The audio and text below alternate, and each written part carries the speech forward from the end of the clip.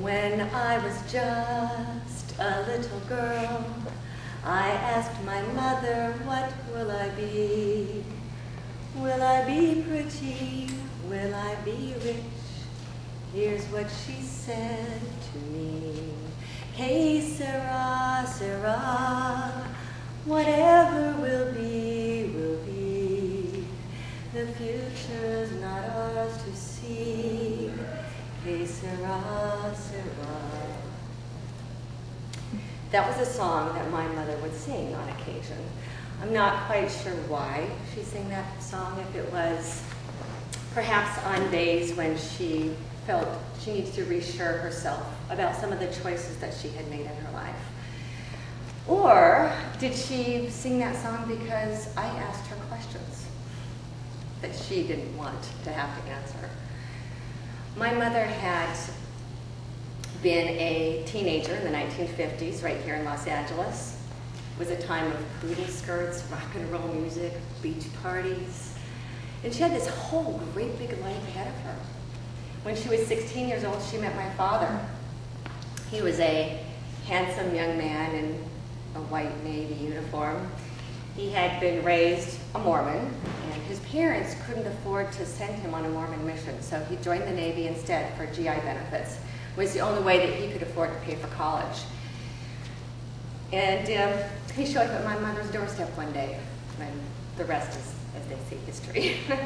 My mother gave up her religion and converted to Mormonism. 2 weeks after she graduated from high school, my parents were married right here in the Los Angeles Mormon Temple. And like Ruth in the Bible, she agreed to follow him anywhere. So she did.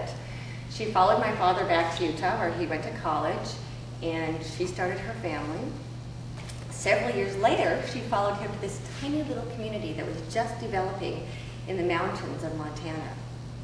It was a community of people who wanted to live Mormons' fundamentalist principles that the Mormon church had disbanded and had also become illegal. And so they were very secluded in their little community so that they wouldn't be arrested. That's how I was raised. My mother gave up her poodle skirts, her rock and roll music, her short fashionable hair, traded them in for a long plain dress, hair tied up in a bun, and gospel hymns. The only song I ever heard as a remnant of her past was that song, Hey, Sera, Sera. As a little girl, I would ask my mom, Mommy, what am I going to be when I grow up? And she would always say, oh, Margaret, don't you worry about such things.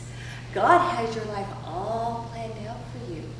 You are one of God's chosen people. Your life is here. But that wasn't good enough for me. Inside, I knew that wasn't right for me. I didn't want to be what they were. My parents were poor, and I knew they were. They complained about it all the time, about people in the community that came, they took our eggs, our milk, our cheese, and they didn't pay us for it. They used my dad's bookkeeping services, and he helped them with their taxes, and they didn't pay him. People donated boxes of clothing to my dad on his mail route, and we shopped for clothes at the secondhand store. I knew that's not what I wanted for my life. And when I went to church on Sunday, the women would stand around in the corner after services and complain about their children, complain about their husbands, complain about their sister wives, surrounded with children at their feet, one on the hip and another one in the belly. And I knew that's not what I wanted. I knew the fairy tale princess stories, and I'm sorry, but Cinderella did not share her handsome prince with another woman.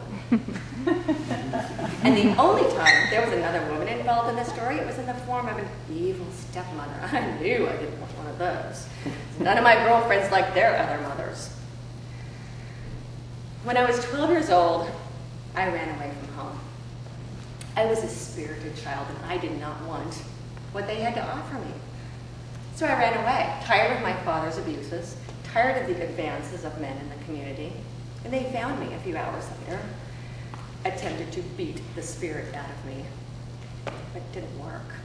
It made me even more resistant and more persistent. And when I was 17 years old, I found a power within me that I did not know existed, and I found a way out. I was free, at least physically free. I was still tied emotionally to this notion that somehow I had angered God by not being what he wanted me to be. Several years later, a friend of mine introduced me to a center for spiritual living, not unlike what we have here at Agape. And there I discovered that God doesn't have my life all planned out for me, that I was born in the image of perfect creativity, that I have the ability to do whatever I want and be who I want to be, make my life what I want it to be. Now, I have a daughter who is 7 years old, and she asked me a few weeks ago, Mommy, what am I going to be when I grow up? I found myself singing that song that my mother used to sing to me. Only the words have changed. Hey, Sera, Sera, whatever you want to be, the future is yours to see. Que sera,